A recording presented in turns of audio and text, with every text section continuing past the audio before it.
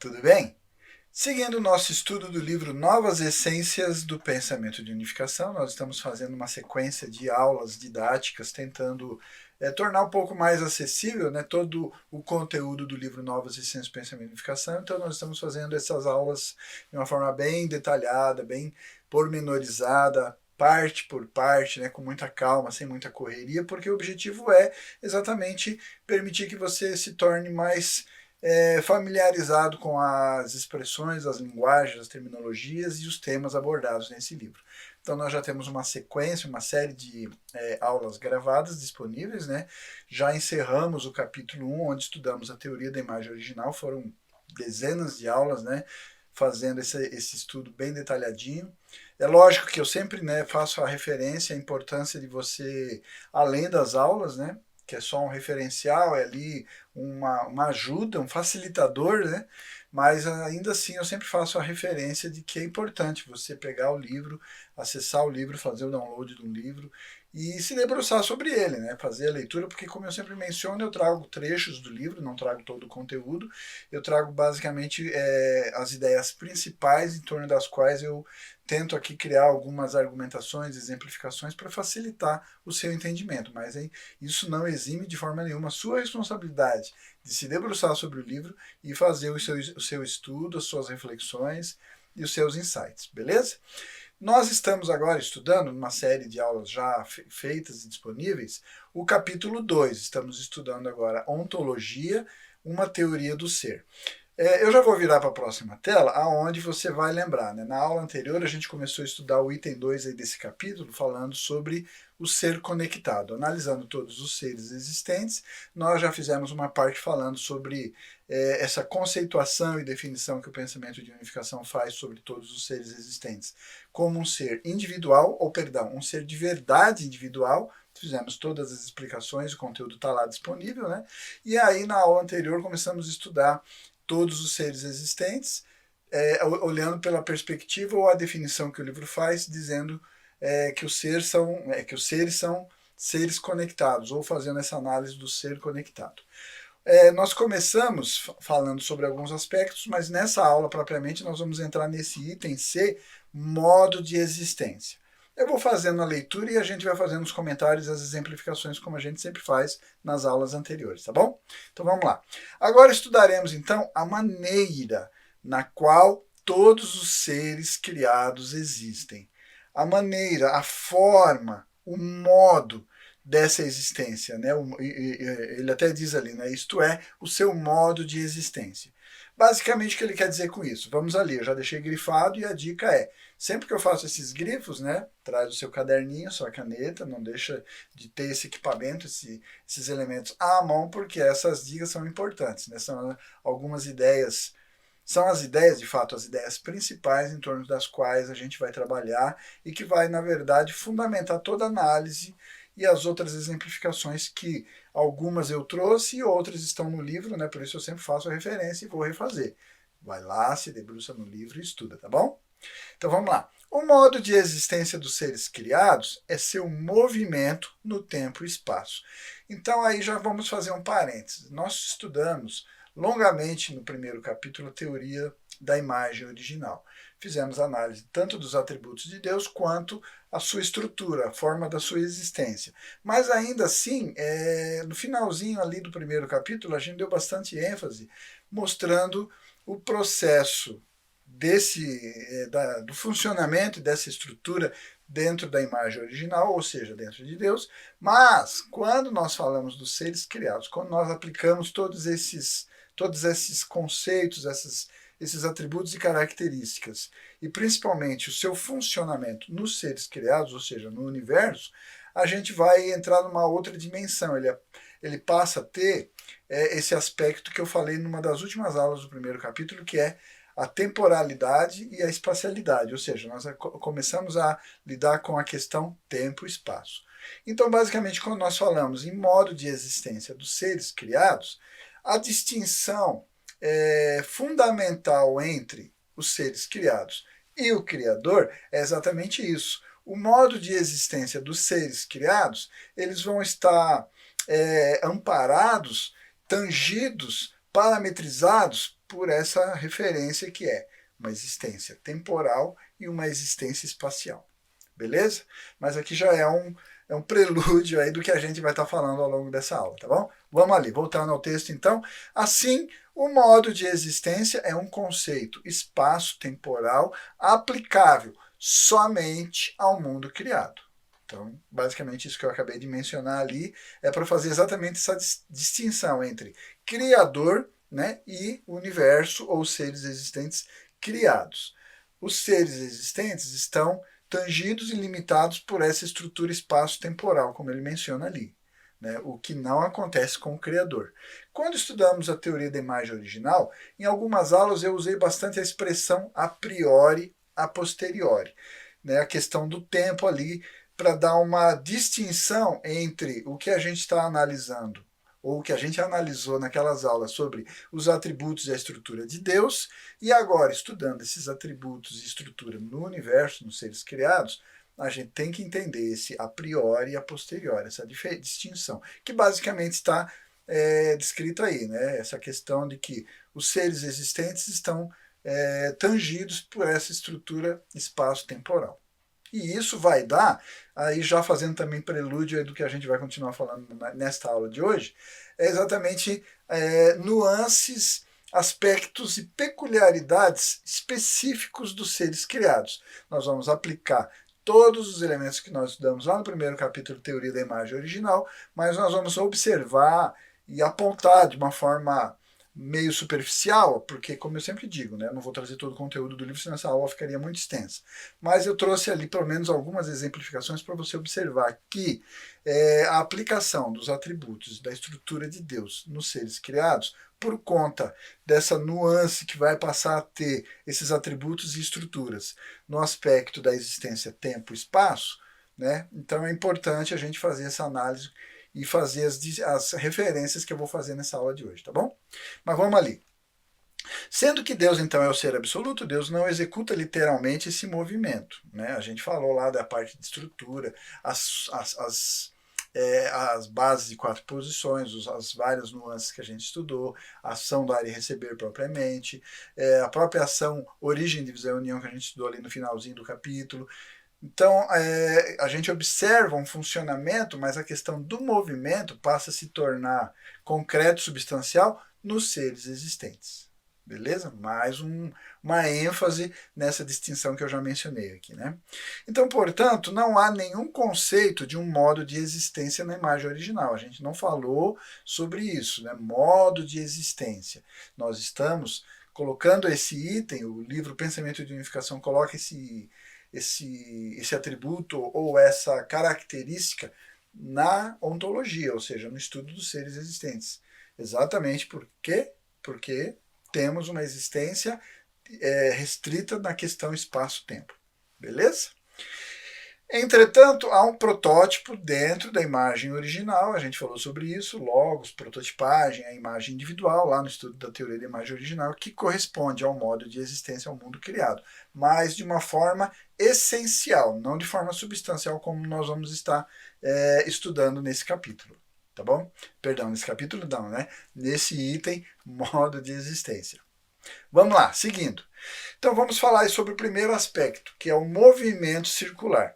Quando no mundo criado dois elementos ou seres no relacionamento de sujeito e objeto, que a gente já falou longamente na aula anterior. Se você não viu, assiste lá. Se viu e ainda tem dúvida, assiste novamente. Então, no relacionamento sujeito-objeto, eles se engajam numa ação dar e receber, centrando num propósito comum. Eu dei muita ênfase nisso, né? Falamos ali no finalzinho da aula anterior sobre correlativos e opostos, né? E enfatizando a importância, né, desse aspecto. Elementos sujeito e objeto, através de dar e receber, porque eles possuem um propósito comum. Show? Então, o resultado é que tanto união como movimento vão aparecer simultaneamente nesse processo. O próprio propósito não é um ser existente. E a união, o resultado, né, dessa base de 4 posições, é meramente um estado que surge como resultado da ação dar e receber. Então, de fato, o que a gente pode dizer aqui? Que os participantes reais no movimento da ação dar e receber são os dois elementos ou seres nos papéis de sujeito e objeto, ok? Então, se vocês voltarem ali, a gente não vai fazer toda essa revisão, senão vai ficar muito extensa essa aula, obviamente.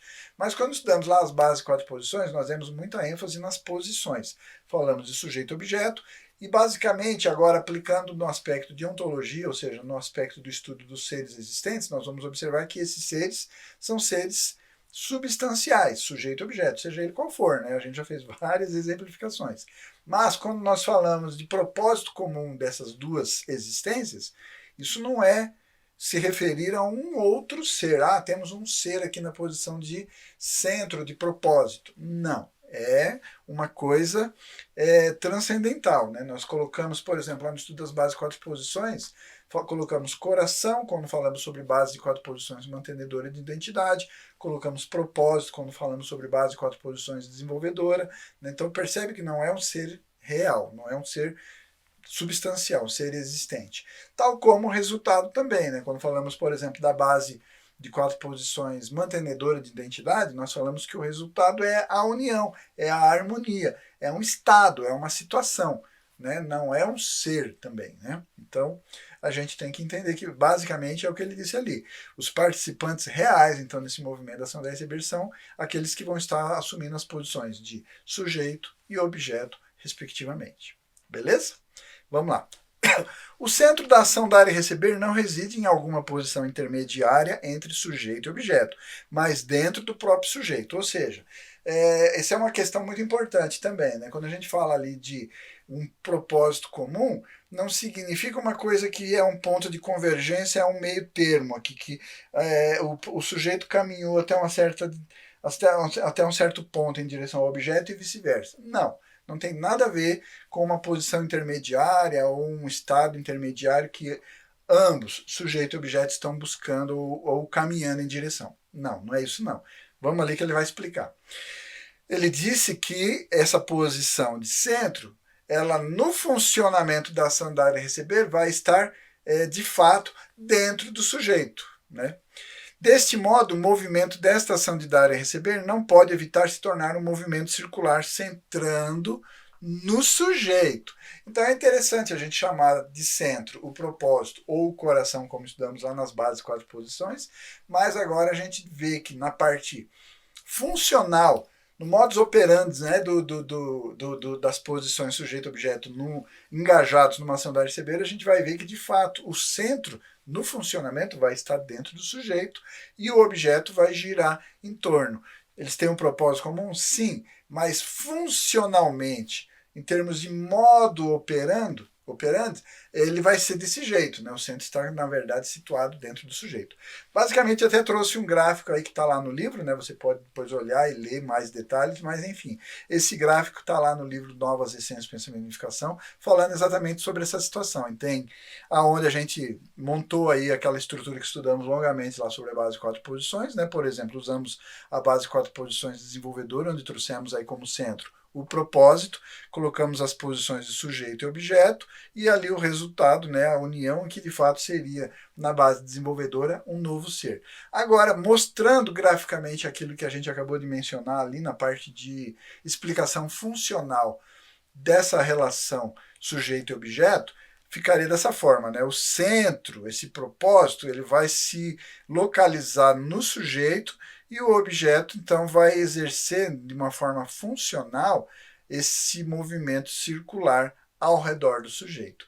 A gente vai citar alguns exemplos aqui onde esse movimento circular ele é visível, mas existem circunstâncias onde ele não é um movimento circular literal, visível. Mas enfim, vamos por partes, né? Vamos chegar já na sequência nessa explicação. Seguindo aí, então a outra razão pela qual o movimento realizado quando o sujeito e um objeto se engajam em ação de dar e receber é circular.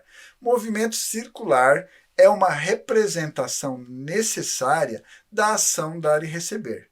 Se o objeto não gira ao redor do sujeito, mas ao invés ele se movesse numa linha reta, né, então o objeto acabaria se afastando do sujeito, né? Seria basicamente ali aplicando, por exemplo, na estrutura atômica, a relação entre prótons e elétrons, as forças ali atuando, né, de força centrípeta, força centrífuga. Então, digamos que a força centrífuga prevalecesse, então o elétron sairia numa linha reta, se afastando e perdendo qualquer conexão ou relação ou interação com o seu centro, né, com o próton, no caso do átomo, que a gente está citando a exemplificação. Né?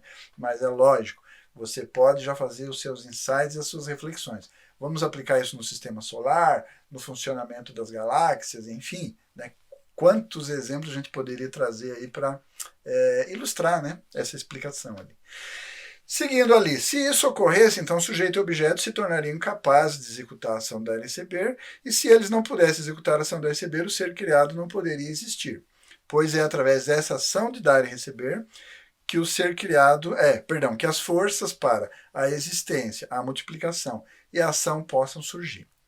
Deste modo, a fim de que sujeito e objeto se engajem em ação dar e receber, o objeto mantém um relacionamento contínuo com o sujeito, a fim de que isso aconteça. O objeto deve girar ao redor do sujeito. Esse é a parte conceitual, estamos trazendo o conceito. Mas na prática, eu já fiz alguns exemplos aí, né? Citei aí o caso, por exemplo, do átomo, podemos aplicar isso no sistema solar, por exemplo, né? O livro vai fazer essa referência.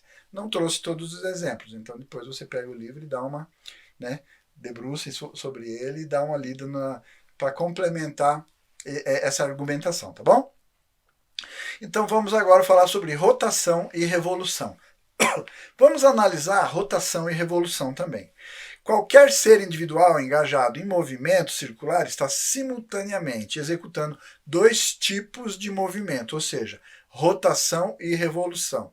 Você já deve até fazer aí na sua mente, ao escutar a gente ler esse trechinho, fazer as suas reflexões sobre, por exemplo, o movimento da Terra. Né? Quando nós falamos que o nosso planeta tem um movimento de rotação, né, girando em torno do seu próprio eixo, e também faz um movimento, né, de revolução ou de translação ao redor, girando ao redor do Sol, né, a estrela principal do nosso sistema. Mas vamos lá. A razão para que isso é que todo ser individual é simultaneamente tanto ser de verdade individual, como também um ser conectado. Começou a fazer o nexo de tudo aquilo que a gente vem falando ali, de uma forma meio departamentalizada, item a item, de forma separada, mas agora a gente tem que analisar como é que isso funciona. Nós estamos falando sobre modo de existência. Como é que está funcionando isso? Basicamente é assim. O ser de verdade individual, ele tem esses atributos duais dentro dele? Tem. Nós já falamos longamente, não vamos estender. Vamos pegar o exemplo, por exemplo, de Sun-San e Ryun-San. Beleza, todo ser tem individualmente, como ser de verdade individual, Sun-San e Ryun-San. E esses elementos estão em dar e receber. Então, isso acontece o quê? Nós poderíamos dizer que cada ser de verdade individual, então, executa esse movimento de rotação. Ou seja, né, existe um movimento circular pelo dar e receber que existe neste ser de verdade individual. Mas, quando nós analisamos ele a partir da questão do ser conectado, ou seja, interagindo com outros seres, aí a gente vai ver que ele passa a girar ou ter outros girando ao redor de si. Né? Então, essa relação que ele está dizendo ali sobre, exemplificando aí a rotação e revolução, usando essa situação do ser de verdade individual e o ser conectado. Beleza? Mas vamos lá. Isto é assim porque todo ser individual se engaja em ação de dar e receber interna, acabei de citar o exemplo, e também uma ação de dar e receber externa, também está aí citado o exemplo. Como resultado desses dois tipos de ação dar e receber, dois tipos de movimentos circulares aparecem, está ali rotação e revolução. O movimento circular produzido através da ação dar e receber interna é a rotação, e o movimento circular produzido através da ação dar e receber externa é revolução. Por exemplo, né, já citei, vamos lá. A Terra revolve ao redor do Sol enquanto rotaciona no seu próprio eixo, né, ao seu próprio redor. Um elétron revolve ao redor do núcleo atômico enquanto rotaciona ao redor de si mesmo. Rotação e revolução, como resultado dos movimentos internos e externos das coisas, é a razão desses dois tipos de movimentos existirem e que elas se assemelham à natureza redonda e harmoniosa da ação dar e receber interna e da ação dar e receber externa dentro da imagem original. Não vou voltar nessa questão. Falamos longamente sobre isso, estudando essas estruturas lá no primeiro capítulo, Teoria da Imagem Original. Se você não viu, a dica novamente é assistir lá. Assistiu, está na dúvida? Está disponível, assiste de novo. Seguindo aí. Através, então, dessas ações dar e receber, interna e externa, base de 4 posições, obviamente, interna e externa, são formadas centrando no propósito, ao contrário da imagem original, onde o centro pode ser coração. Nos seres criados, o centro sempre vai ser propósito, em qualquer tipo de base de 4 posições. Importante isso daí, hein? É um parênteses, mas é uma dica muito importante. Na formação das bases de 4 posições, interna e externa, o resultado é uma união ou um novo ser. Né? Nós falamos sobre isso quando estudamos base de 4 posições mantenedora de identidade, o resultado é união. E as bases de 4 posições desenvolvedoras, o resultado é um novo ser. Neste ponto, então, vamos examinar o caso no qual o resultado é a união. Ou seja, uma base de 4 posições mantenedora de identidade. Na imagem original, quando estudamos lá no capítulo 1, quando o resultado é uma união, nós chamamos base de 4 posições mantenedora de identidade interna e base de 4 posições mantenedora de identidade externa, que são formadas através de ações de dar e receber interna e ação de dar e receber externa, respectivamente. Tudo explicado detalhadamente lá. Aqui a gente está só citando a título de lembrança para aplicar aqui agora nos seres existentes, tá bom? Essa é a estrutura de 2 estágios da imagem original. Eu grifei porque a gente lá no estudo da imagem original detalhou, aprofundou, né? Então aqui é só a título de lembrança. Nós estamos mostrando exatamente esses 2 momentos. Base 4 posições mantenedora. Interna, primeiro estágio. Externa, segundo estágio. Esses 2 momentos vão se replicar nos seres da criação? Vão se replicar em todos os seres existentes? Vamos ali seguir se é isso mesmo? A semelhança com essa estrutura, todo ser criado forma uma base de 4 posições mantenedora de identidade interna e uma base de 4 posições mantenedora de identidade externa, que juntas também vão constituir no mundo existente, nos seres criados, a estrutura de 2 estágios de existência. Está replicado? Sim, senhor. Está bem replicado, sim. Nós vamos entender isso mais detalhadamente. Vamos seguindo aí. A ação de dar e receber ocorre quando a base, ocorre sobre a base de 4 posições. E quando ocorre a ação de dar e receber, o movimento circular sempre aparece.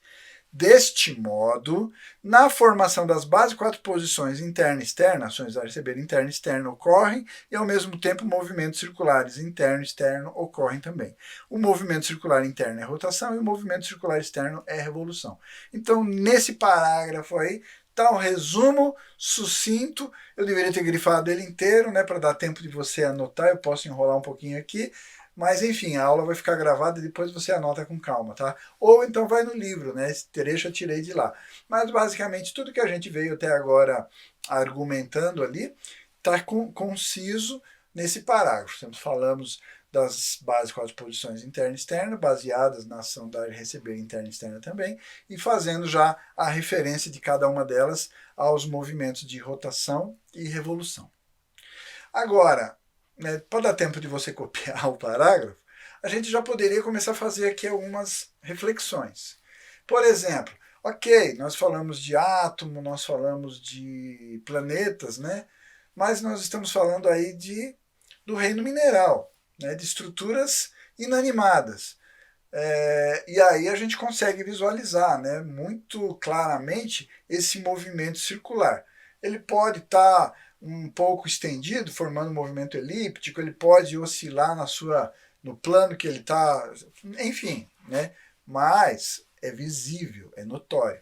Agora, a questão é, se é uma regra, se esse é um princípio, se essa é uma característica que está na imagem original em Deus, está replicado em todos os seres criados, a questão que a gente poderia fazer aqui agora é a seguinte: e os seres vivos? Né?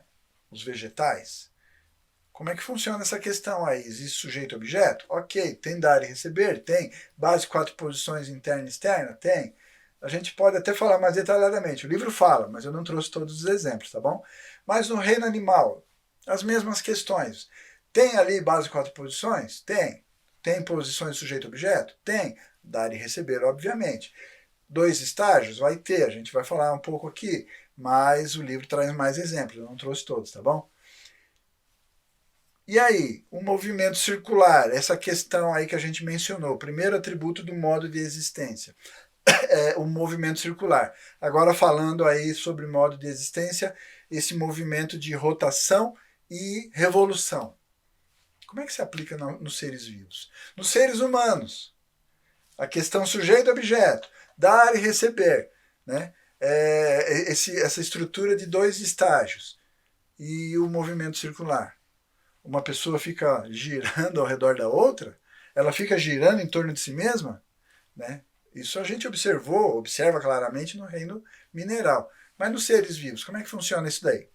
Vamos seguindo aí, a gente vai voltar nessas questões. Na realidade, o movimento circular, aí ele vai falar das formas, né? As formas do movimento circular. Falamos que tem o movimento circular, falamos que tem rotação e revolução, e agora nós vamos observar que existem formas, né? Eu já até dei uma dica ali quando falei, por exemplo, na questão dos planetas girando em torno do Sol e tal. As órbitas são diferentes, né? Tem extensão diferente, formatos diferentes, o plano de uma em relação à outra, né? Observando os vários planetas do nosso sistema, eles giram em planos diferentes, mas enfim. Vamos ver o que ele vai dizer sobre isso mais detalhadamente ali.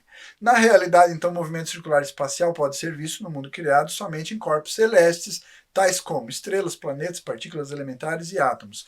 Em outros casos, quais? Nos seres vivos. Não vemos movimento circular literal.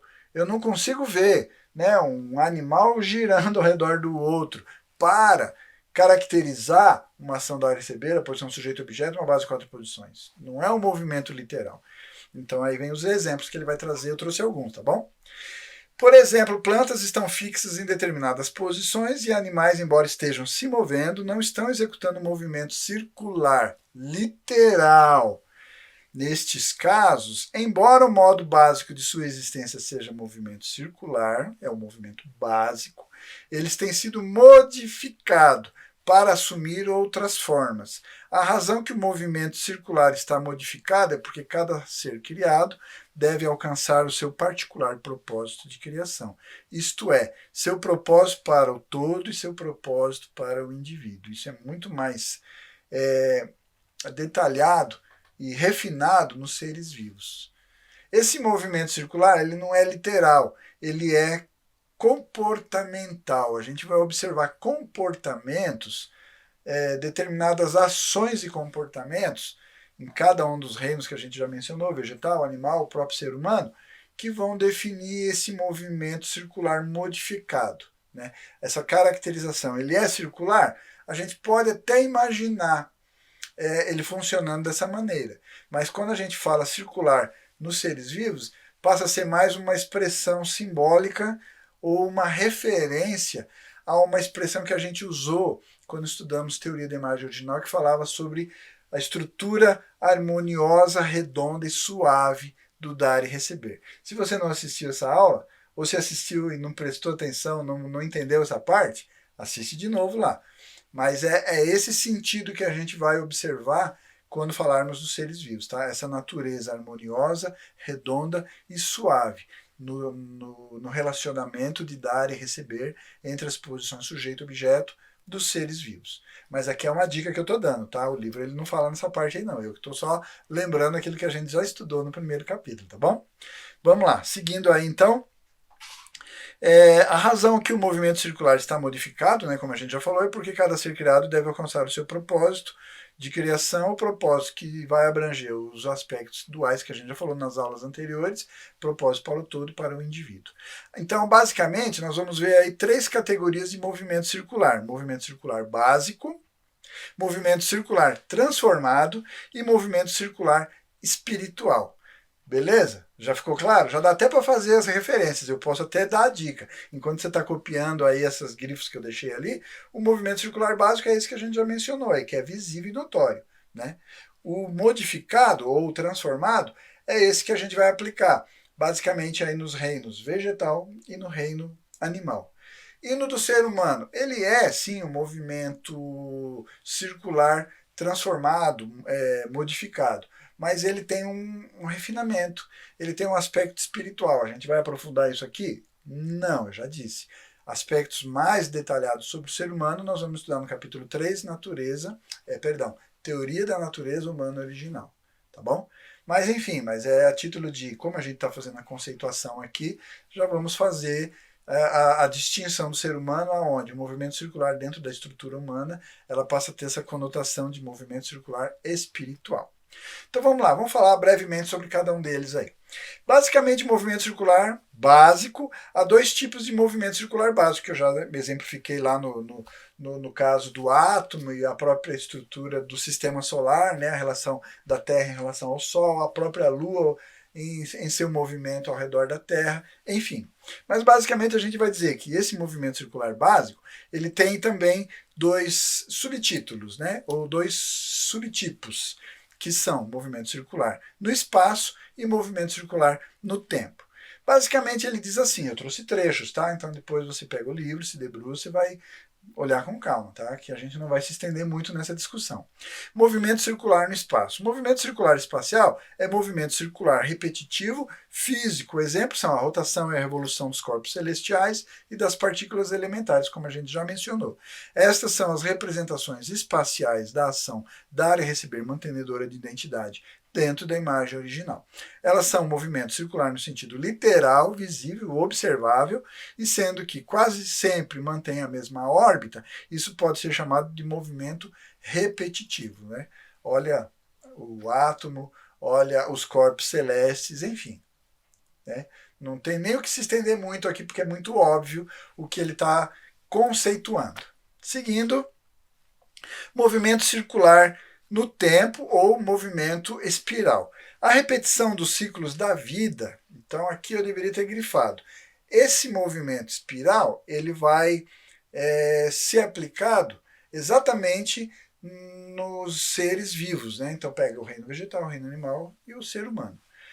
Por isso ele fala, a repetição de ciclos da vida ou a sucessão de gerações de seres vivos também podem ser considerados como um tipo de movimento circular. Só que como ele tem continuidade, perpetuidade, temporalidade, a gente não diz que ele é repetitivo, mas ele vai, né, formar um movimento circular que vai acabar virando uma espiral, porque ele é estendido por causa do tempo.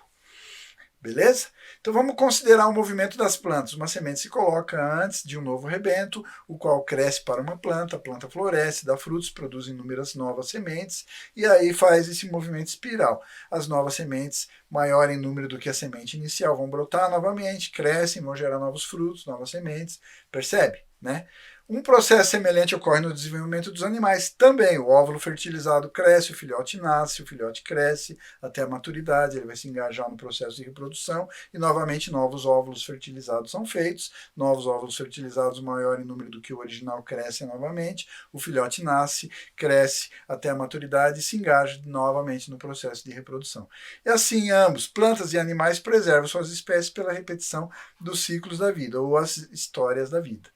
Então aí é só essa adaptação do movimento circular que a gente mencionou no reino mineral sobre a estrutura elementar das partículas e átomos ou dos corpos celestes, mas que ele é um movimento, como ele mencionou ali, até falando como um movimento repetitivo. Apesar do processo ser repetitivo quando a gente fala de seres vivos, mas o tempo vai estender isso no movimento espiral. Por isso que ele dá essa diferenciação. Os seres vivos acabam dando essa nuance, né, para esse movimento circular do presente lá no reino mineral, né? Beleza? Seguindo aí. Então, seguindo formas de movimento circular, essa sucessão então de gerações destinada à preservação das espécies é um tipo de movimento circular, só que estendido pelo tempo acaba se tornando uma espiral, né? E ele vai ter basicamente essas características. Primeiro, ele possui um propósito, isso é fundamental. Anota, tá com o seu caderno aí? Cadeta na mão? Anota. Eu tô dando aquela enroladinha para você ter tempo. Anota. As características desse movimento espiral dos seres vivos, por que eu estou dizendo isso? A gente vai voltar a isso lá na frente. Mas vocês devem observar isso, ter isso claro na mente, porque as ideias materialistas, isso a gente não vai estudar nessa aula, tá? É um tema que a gente vai deixar para a próxima aula, mas as ideias materialistas que negam a existência de Deus, dizem que basicamente tudo é só a matéria e pronto, acabou, o fato de a gente identificar um propósito que faz com que esse movimento repetitivo ao longo do tempo siga numa direção, existe um propósito. Segundo, ele se desenvolve ao longo do tempo, buscando e seguindo no alvo, buscando atingir aquele objetivo. E terceiro, tem a natureza de seguir, ou perdão, de prosseguir em fases distintas. Apesar de ser aparentemente um movimento repetitivo, mas você vai observando as nuances de cada etapa. Né? Você pega o processo da semente, germinação, crescimento, a planta, do seu amadurecimento. Enfim, a gente observa etapas distintas, fases muito bem definidas, né? Nos animais também, na estrutura dos animais a gente observa, né? Claramente esse processo circular, repetitivo, ao longo do tempo, mas em fases bem claras e distintas claramente, né? Então isso é chamado de movimento espiritual e está ilustrado na figura que eu trouxe a partir do livro Novas Essências do Pensamento de Unificação. Seguindo, vamos considerar agora o significado do fato de que seres vivos criam um movimento espiritual, isto é, a preservação e a multiplicação das suas espécies. Todas as coisas são objetos de alegria e, ao mesmo tempo, objetos de domínio para os seres humanos.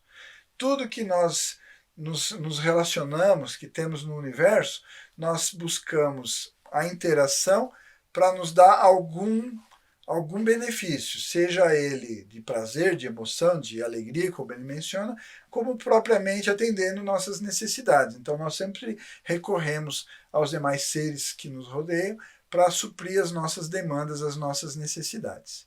Então, basicamente, nós somos definidos pelo pensamento de unificação, como também lá na parte teológica, pelo livro Exposição do Princípio Divino, como seres criados para exercer o domínio sobre toda a criação.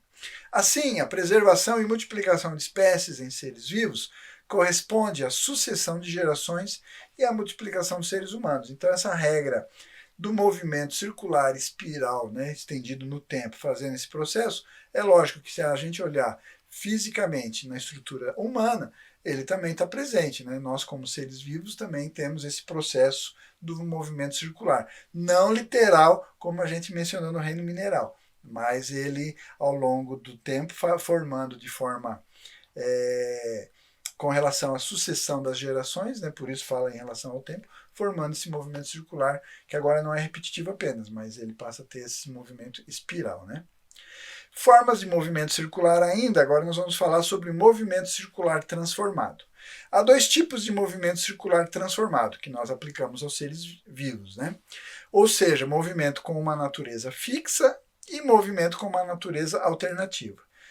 Também eu trouxe alguns trechos, não trouxe todo o conteúdo para não ficar muito extensa a nossa aulinha de hoje, né? Tem bastante conceitos, mas o objetivo é pelo menos dá para você um rumo, depois você vai se debruçar sobre o livro e vai entender melhor.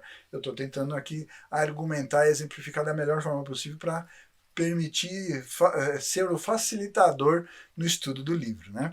Então vamos lá, vamos falar primeiro aí sobre esse tipo de movimento circular transformado que ele chama de movimento com uma natureza fixa. O que ele quer dizer com isso?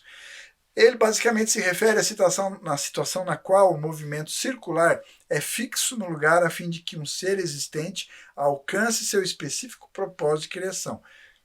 Ficou confuso? Vamos por exemplo. Um satélite estacionário de rádio está fixo numa determinada posição no espaço para o benefício de alcançar o seu propósito. Então vamos fazer um parênteses. Quando a gente fala de um satélite fixo, ele está realmente fixo e parado? Ele está estático e estacionado? Não pode, não tem como. Por quê? Porque a gente está observando que a Terra tem dois movimentos. Então, se eu joguei um satélite para fazer a função ali de ser um retransmissor do sinal de rádio, como ele menciona aí no exemplo, pode ser televisão, qualquer outra coisa. Mas, enfim, a gente chama esse tipo de satélite estacionário. Mas a gente não pode esquecer que a Terra está em rotação e em revolução, ou seja, ela está girando ao redor do seu próprio eixo, como também fazendo movimento de rotação ao redor do Sol. Né? Então, estacionário ele quer dizer o quê? Ele vai ficar fixo em relação a um determinado ponto. Se você traçar as linhas de longitude e latitude na Terra, você vai estacionar o satélite ali. Significa que ele está parado. Em relação àquele ponto ele está. Mas em relação a qualquer outro ponto de referência que a gente tenha fora da Terra, a gente vai ver que aquele satélite também continua em movimento, né? Então percebe que essa questão da natureza fixa não significa que ele está parado, né? Ele se posiciona num determinado momento ou com uma determinada função, mais especificamente quando a gente fala na ontologia dos seres existentes, esse movimento tem esse sentido, né? Ele é um movimento circular de natureza fixa. É um movimento, ele está em movimento, como ele menciona, é o melhor exemplo, né? É o satélite estacionário. Ele, na verdade, ele está rodando, você coloca ele rodando na mesma velocidade da rotação da Terra, então, em relação àquele ponto de latitude e longitude, parece que ele está parado, mas não está parado. E nem em relação ao Sol, à Lua e qualquer outro referencial externo à Terra, você vai ver que ele está em movimento, né? Por isso ele chama movimento, perdão, movimento circular transformado, alterado, mas de natureza fixa. Aí vamos seguir ali. No caso da Terra, onde os humanos vivem, se a quantia imensurável de átomos que formam a Terra estivesse em movimento de forma aleatória, né, então a Terra assumiria um estado mais gasoso e os seres humanos não seriam capazes de viver nela.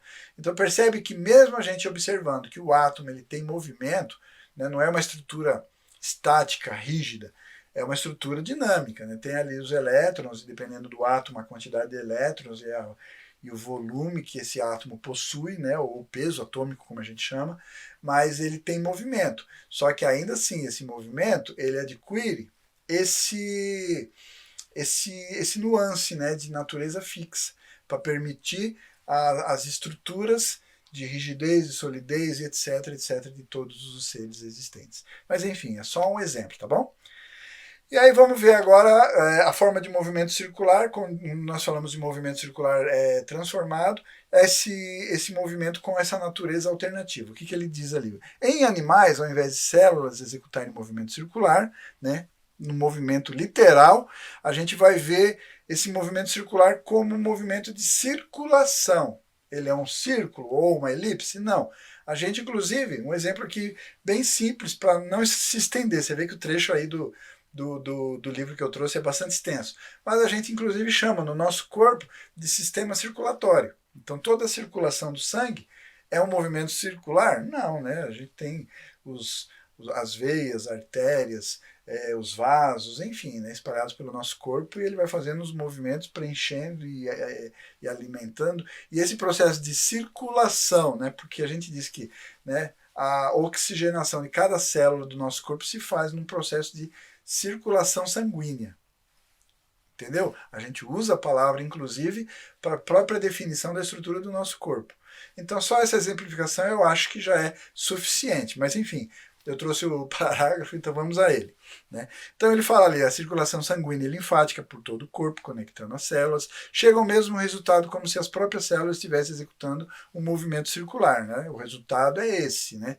Na prática, esse movimento transformado por conta da vida, ele tem essa natureza alternativa. Por quê? Porque ele não é exatamente um círculo ou uma elipse, não. Né, diferente do reino mineral, ele passa a ter um movimento alterado, aí, né, como é o fluxo do sangue por todos os, né, microvasos do nosso corpo. Né?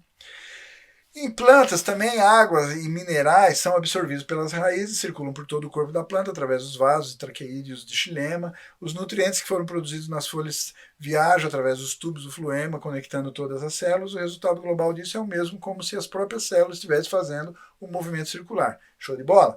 Desta forma, sangue e linfa, água e nutrientes circulam no lugar do movimento circular das células. Isso é chamado movimento circular com uma natureza alternativa ou simplesmente movimento circular com uma natureza alternativa. Na Terra também há as correntes convectivas no manto, o movimento das placas que a gente chama de placas tectônicas, né? E assim por diante. Então a gente vai ver vários exemplos onde esse movimento circular para a harmonia, a interconectividade entre todas as dualidades sujeito-objeto no mundo criado, nos seres existentes, às vezes assume nuances, aonde a gente chama sistema circulatório sanguíneo, mas ele não é circular, né? Não é elíptico. Muitas vezes deve até fazer alguns cantos no nosso corpo, mas enfim, né? É só para você entender. Por isso que quando a gente fala do estudo da ontologia, aplicação de todas as coisas que nós estudamos em Deus, nos seres existentes, a gente vai ver, por conta da questão que eu já mencionei no início dessa aula, a questão do tempo, do espaço, todas as nuances do reino mineral, vegetal, animal, ser humano, toda a classificação taxonômica dos seres, a gente tem que observar que aquelas características essenciais dos atributos e estrutura de Deus, replicados nos seres existentes, passam a ter as suas peculiaridades, as características que nós chamamos lá na teoria da imagem original de imagem individual, a individualização, o detalhamento, a peculiaridade de cada ser existente. Beleza? Mas ainda assim nós conseguimos identificar, e é o que nós estamos fazendo aqui, essas estruturas, esses atributos e estruturas nas suas mais diferentes formas, mas a essência está ali presente, replicada, né? Então vamos lá, para finalizar esse trechinho ali, então eles são considerados como movimento de uma natureza alternativa. A circulação de bens e dinheiro na economia também é um exemplo de movimento com uma natureza alternativa. A gente inclusive fala exatamente essa palavra, circulação. É um movimento circular, elíptico? Não, é uma expressão quando a gente fala sobre essa movimentação, né? A troca entre posições sujeito-objeto, dar e receber. Ele forma um movimento circular? Sim. Qual é o movimento circular? Nesse caso, a gente está chamando ele de movimento circular transformado com uma natureza alternativa. Beleza? Ficou claro? Se não entendeu, fica tranquilo, tá? Pode assistir de novo, depois se debruça sobre o livro, lá tem mais exemplos. Eu não trouxe todos, tá bom? Beleza? Vamos seguir aí. Agora nós vamos falar sobre aquele terceiro ponto, não muito detalhadamente, porque a gente vai dedicar mais atenção a isso no estudo lá do terceiro capítulo, Teoria da Natureza Humana Original. Mas enfim, como a gente classificou, eu vou dar o conceito que o livro traz ali sobre movimento circular espiritual, ou seja, movimento circular Sun-San. A ação dar e receber entre a mente espiritual e a mente física nos seres humanos não é um tipo físico de movimento circular, obviamente, mas ao invés um tipo espiritual de movimento circular, no sentido de que a mente física responde aos desejos da mente espiritual, ou seja, existe também ali uma circulação, né? Se são elementos duais posicionados como sujeito e objeto, estabelecendo a ação dar e receber, vai gerar um movimento circular. Qual é o tipo? Tá aí, nós estamos definindo. Movimento circular espiritual é uma característica Sun-San, aonde vai ter um sistema circulatório. Alguns elementos são intercambiados entre esses elementos sujeito e objeto, ou seja, a existência espiritual e a existência física. Show de bola? Deste modo, este é um movimento circular espiritual ou um movimento circular do nível de Sun-San. Além disso, no sentido de que o objeto se comporta como o sujeito deseja, a harmoniosa ação dar e receber entre uma pessoa e outra dentro de uma família ou dentro de uma sociedade, um escopo maior desse modelo de relações humanas, ele é um movimento circular em nível Sun-San. Eu deveria ter grifado, então tá aí a dica, né? Aproveita que você está com o caderninho na mão e a caneta, anota. Então, quando nós estamos falando das relações humanas, pessoa se relacionando com pessoa, em nível de família, ou expandindo esse tipo de relacionamento humano para todos os escopos da existência humana, da sociedade humana, sempre nós vamos nos referir, o livro vai se referir a esse movimento circular das relações do dar e receber entre seres humanos como ação de movimento circular no nível de Sun-San, ou movimento circular espiritual. Beleza? Por exemplo, quando pais amam seus filhos e os instruem bem, os filhos vão obedecer os seus pais. Isso também demonstra, né, que na categoria do movimento circular espiritual se enquadra essa relação. E aí vamos aplicar a todas as relações humanas. O exemplo clássico aí ele está usando da família entre pais e filhos, e você pode estender isso para esposa e assim por diante. Vamos falar agora, nesse quarto item, sobre crescimento e movimento de desenvolvimento. Aqui a gente vai começar a falar um pouco, mas a gente não vai encerrar esse tema. Por quê? Eu vou falar agora, né, para não ficar muito extensa essa aula, em não despejar sobre você tantos conceitos, né? A gente falou sobre tantas coisas diferentes aí hoje, né? Essa classificação toda dos movimentos circulares e tal. Eu sei que pode ser um pouco pesado a quantidade de conteúdo. Por isso eu trouxe só alguns exemplos e sempre referencio a importância de você pegar o livro, depois com calma, dar uma lida, ler de novo, assiste, vai fazendo as suas reflexões para ajudar no seu entendimento. Então agora nós vamos falar sobre crescimento e movimento de desenvolvimento, né? Mas dando ênfase àquilo que fala sobre o pensamento de unificação. Existe a visão que a gente vai fazer uma crítica sobre o que o comunismo fala, o que o materialismo fala, mas isso eu vou deixar para a próxima aula para não sobrecarregar a nossa mente hoje, tá bom? Vamos ali. Agora veremos então os conceitos de crescimento e desenvolvimento a fim de esclarecer a visão de desenvolvimento da unificação. Seres vivos são dotados com vida, óbvio. Vida se refere à autonomia e domínio do princípio. Vida se refere à autonomia e domínio do princípio, o que não se aplica ao reino mineral, ok? Tá claro ali, né? Eu já fiz a referência, o livro citou, eu não grifei ali, a frase anterior diz que seres vivos são dotados com vida. Então, pronto. Significa que eu estou deixando agora de lado um pouquinho o estudo dos outros seres existentes, aqueles pertinentes ou pertencentes ao reino mineral. E agora, dando ênfase nos seres vivos, eu estou dizendo que os seres vivos têm essa peculiaridade.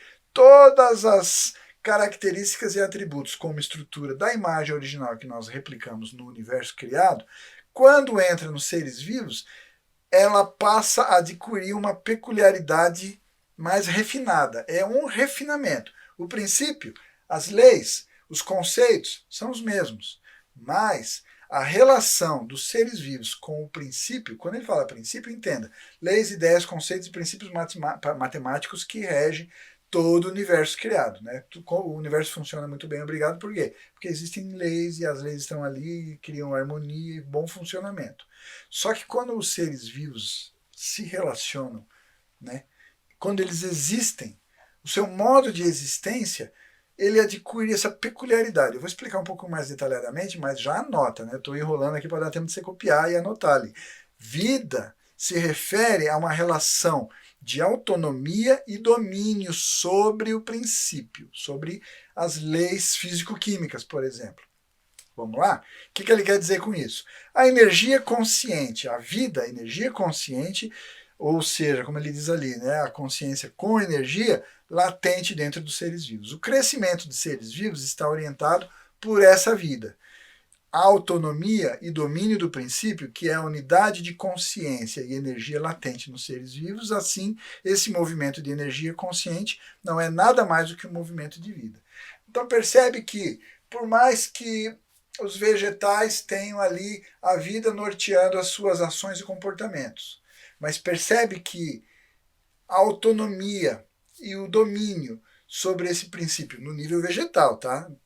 Você vai observar que quando passar para o reino animal, isso adquire um pouco mais de autonomia e um pouco mais de domínio. Quando a gente entra no ser humano, isso se expande ainda mais, quando a gente fala sobre autonomia e domínio do princípio. Mas vamos pegar o exemplo do vegetal que eu comecei a falar.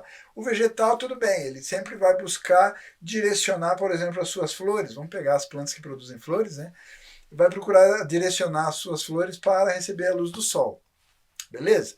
E aí o que acontece? De repente cresce uma outra planta do lado ali que de repente começa a meio que bloquear ali, né, a incidência dos raios solares.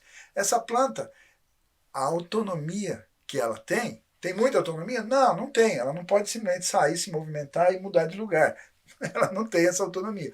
Mas ela tem uma certa autonomia que vai permitir ela talvez crescer um pouco mais, ou mudar um pouco o movimento do galho ali, entendeu? Então a gente observa que as plantas, mesmo plantas exatamente iguais, da mesma genética, da mesma espécie, elas crescem de formas diferentes. Por quê? Porque ela tem autonomia, ela exerce um domínio, buscando a manutenção da vida e todas as necessidades que ela precisa suprir para a manutenção, a reprodução, a qualidade, a perpetuidade da vida. Beleza? É um exemplo bem simples, você pode aplicar isso para o animal, você vai ver isso com muito mais detalhes. Então, essa autonomia e domínio do princípio vai ser mais ampliado no reino animal e, obviamente, quando chega no ser humano, se expande quase que ilimitadamente, né? Mas, enfim, É só uma exemplificação aqui, vamos lá. Seguindo no texto. A autonomia, então, é a capacidade de direcionar o seu próprio movimento sem qualquer influência de outros seres. A Terra revolve ao redor do Sol, mas ela faz isso seguindo a lei natural de uma maneira meramente mecânica. Entretanto, ok? Por isso que a gente separou. Quando a gente falou ali de autonomia e domínio, a gente já está falando, né, de seres vivos, né, como ele mencionou ali, mas pode aplicar o mesmo exemplo do Sol, aos planetas, à estrutura atômica, molecular, partículas, etc, etc. Entretanto, coisas vivas não seguem leis de forma simplesmente mecânica.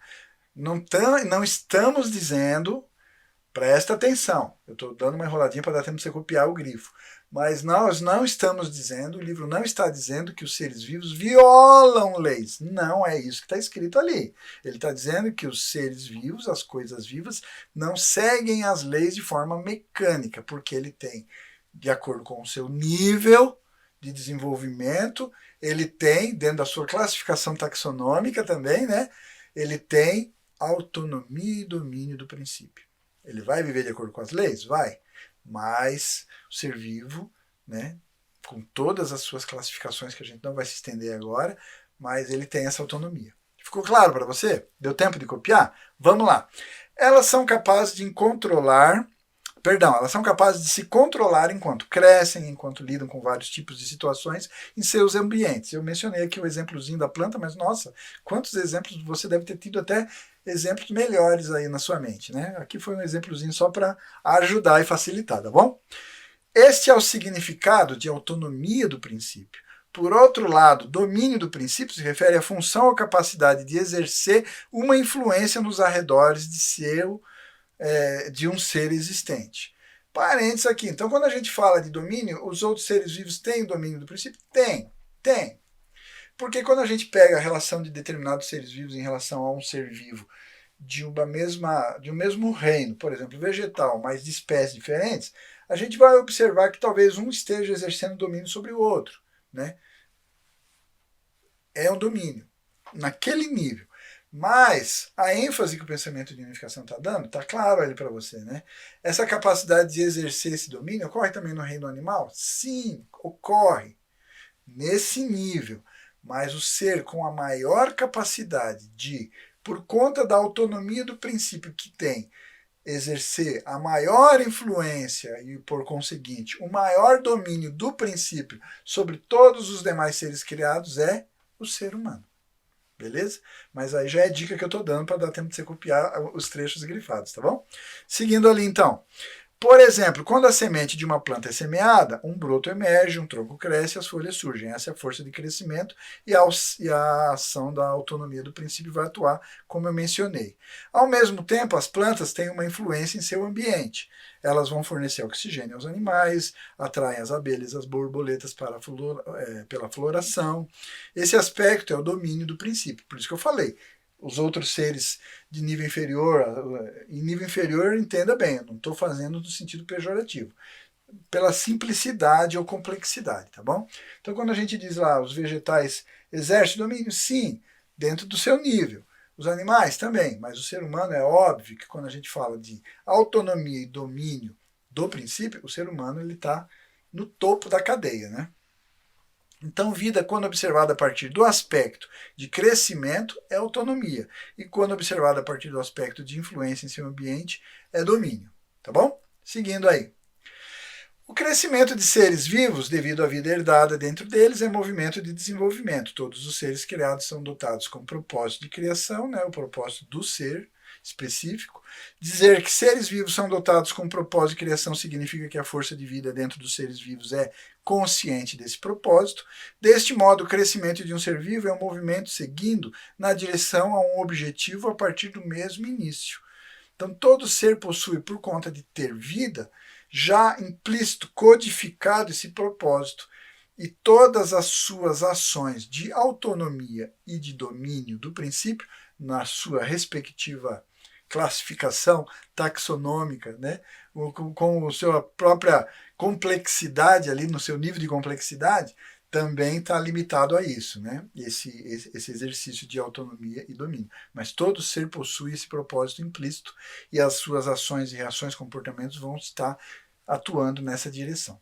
Portanto, o desenvolvimento tem um propósito definido, obviamente, e uma direção determinada por sua força de vida interior. Show de bola. Já falamos sobre isso. Isso quer dizer, então, que há vida dentro de uma semente de uma planta, e é esta vida que faz a semente crescer, se desenvolver na direção do objetivo de se tornar uma árvore, dando frutos e fazendo a perpetuação da existência daquela espécie específica, né? Além disso, há vida dentro do óvulo fertilizado do animal, e esta vida que faz o óvulo crescer, se desenvolver na direção do objetivo de se tornar um animal adulto. São exemplificações do que a gente está falando, né? Então vamos considerar agora o caso particular do desenvolvimento do universo como um todo. Então, pera lá, mas e o universo? O universo também não passou por um processo de desenvolvimento? Sim. Com vida? Não. Mas a gente não pode excluir o aspecto propósito, porque ele está presente. De acordo com a teoria do Big Bang, cerca de 15 bilhões de anos atrás, o universo começou com uma massa de energia de altíssima temperatura e densidade, tudo concentrado num único ponto. Uma grande explosão ocorreu e o universo começou a se expandir. Após a explosão inicial, os gases quentes arrefeceram e se condensaram para formar as muitas galáxias. Em cada galáxia, inúmeras estrelas vieram a existir, algumas das quais estavam cercadas por planetas. Uma das estrelas com planetas era o Sol, né, o nosso Sol, né, e um de seus planetas era a Terra. A vida surgiu na Terra e finalmente os seres humanos apareceram. Esta é a essência da visão científica atual do desenvolvimento do universo. Tudo resumido num único parágrafo. Né? Fizemos essa façanha de resumir tudo isso nesse parágrafo. Considerando isso, considerando essa explicação sucinta aí, que basicamente resume tudo que a gente já ouviu falar e quantas, né? Páginas e teses, teorias, hipóteses existem sobre isso, né? Mas enfim, considerando isso, podemos perguntar: se o desenvolvimento do universo é muito diferente do crescimento ou do desenvolvimento dos seres vivos que a gente exemplificou ali falando da semente do vegetal ou do óvulo de um animal, é realmente muito diferente? Será que é mesmo? E se é diferente, então como é que é a diferença? Qual é a diferença? Porque a gente observou ali basicamente a característica vida, mas mesmo tendo essa característica, esse atributo vida, ainda assim a gente observa um propósito direcionador, uma força motriz direcionando para que ele, com autonomia, né, ou o universo de forma mecânica, siga na direção de um objetivo. É simplesmente desenvolvimento baseado realmente nas leis físico-químicas, uma situação de combinações aleatórias e randômicas que aconteceram e que por acaso chegou onde chegou. Porque se eu falar que é só material, sem um propósito, negando que existe por trás ali uma direção, um objetivo a ser alcançado, aí eu estou admitindo que foi aleatório. Estou querendo dizer que foi randômico. E de forma aleatória já é provado que é impossível que isso acontecesse, pelo menos no tempo que aconteceu. Né? Ou então é o desenvolvimento de vida, da mesma forma como os seres vivos. Exatamente igual? Não, mas tem semelhança? Será que tem? Ou não tem? É diferente? Essas perguntas todas aí, como é que a gente faz? Se quando é considerado o desenvolvimento de todo o universo, olhamos para esse processo ao longo de um período de tempo relativamente curto, né? A gente fez isso num parágrafo ali na tela anterior. Podemos somente, então, ser capazes de discernir leis físico-químicas em funcionamento, como é o que nos leva a crer ali quando lemos aquele parágrafo ali da tela anterior, né? Entretanto, se olharmos para esse processo ao longo de um período de tempo mais longo, observando realmente todos esses bilhões de anos e todos os processos e etapas que a ciência consegue identificar, e a complexidade desses processos, é inevitável admitir que existe um propósito. É impossível aqueles processos terem acontecido aleatória e randomicamente. Digamos vários bilhões de anos, como ele segue dizendo. Seremos capazes de discernir que o universo, enquanto segue as leis físico-químicas de forma mecânica, tem também se desenvolvido numa direção definida, ou seja, ele tem propósito, ele tem objetivo. Isso nos diz que havia um objetivo no desenvolvimento do universo. Esse objetivo é o aparecimento dos seres humanos, o resultado final, ao qual nós damos muita ênfase no momento, né? Principalmente no estudo do pensamento de unificação, nós vamos fazer mais ênfase no próximo capítulo. então que estão destinados a ter domínio sobre todo o universo. Em outras palavras, o universo esteve se desenvolvendo aparentemente na expectativa do aparecimento dos seres humanos. A gente já se debruçou sobre essa discussão, né, em aulas anteriores, falando sobre o sistema de prototipagem, que o ser humano, na verdade, ele é o modelo a partir do qual todos os demais seres foram prototipados quando Deus fez o processo de logos, né, de razão, lei ali, usando intelecto, emoção e vontade, ideias, conceitos, leis e princípios, impulsionado pelo coração, o impulso de buscar alegria através de amar e buscar criar um objeto. Então esse processo ele ocorreu do homem para os demais seres. Mas na criação de fato, né, a gente já mostrou isso inclusive graficamente numa aula anterior, né, que o processo na verdade se deu como a gente leu ali naquele parágrafo, né, chegando a finalizar a cereja do bolo, o surgimento do ser humano. Mas vamos lá, o que tem dado esse tipo de direção para o desenvolvimento do universo é a consciência latente no universo. Isso pode ser chamado de consciência cósmica ou vida cósmica. Tal como no desenvolvimento de uma planta, há primeiramente uma semente que germina, cresce, finalmente dá frutos, assim também no desenvolvimento do universo nós podemos considerar que também seja o caso. No início, que o universo começou com uma semente. Um único ponto, como a própria ciência afirma, que esteve crescendo até hoje, num processo de expansão, como a própria ciência afirma. O ser humano é o fruto definitivo, final, o ápice, a obra-prima do universo. Deste modo, tal como dar fruto é o objetivo de uma planta, assim também o ser humano era o objetivo do desenvolvimento do universo. Foi dito anteriormente que crescimento é um fenômeno que existe somente em seres vivos, mas visto a partir da perspectiva de um período de tempo mais longo, como a gente falou aí, né, bilhões de anos, né, um período tão vasto como 15 bilhões de anos, pode-se então perceber que de fato todo o universo também esteve crescendo, também esteve nesse movimento de desenvolvimento, buscando, né, um propósito, se desenvolvendo na direção de um objetivo. Beleza? Show de bola? Mas aí nós deveríamos agora falar sobre a perspectiva comunista desse desenvolvimento. Mas essa discussão nós vamos fazer na próxima aula, tá? Então é muito importante, se você ficou com alguma dúvida do que a gente falou aqui nessa aulinha de hoje, tem o livro, eu sugiro, né, se debruce, dá uma lida lá, eu não trouxe todos os trechos, tem bastante conteúdo, essa parte aí é bastante extensa, por isso eu peguei as ideias principais. Se tem mais dúvidas e ainda está com dificuldade, assiste de novo esse vídeo, tá bom? Ele está lá disponível, né, deixa a sua curtida.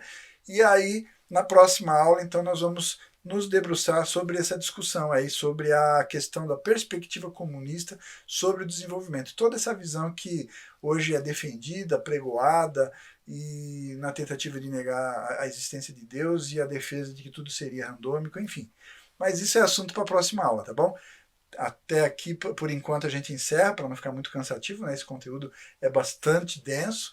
Então eu agradeço aí a sua atenção e já fica feito o nosso compromisso para a próxima aula, tá bom? Show de bola? Até lá, então. Tchau, tchau.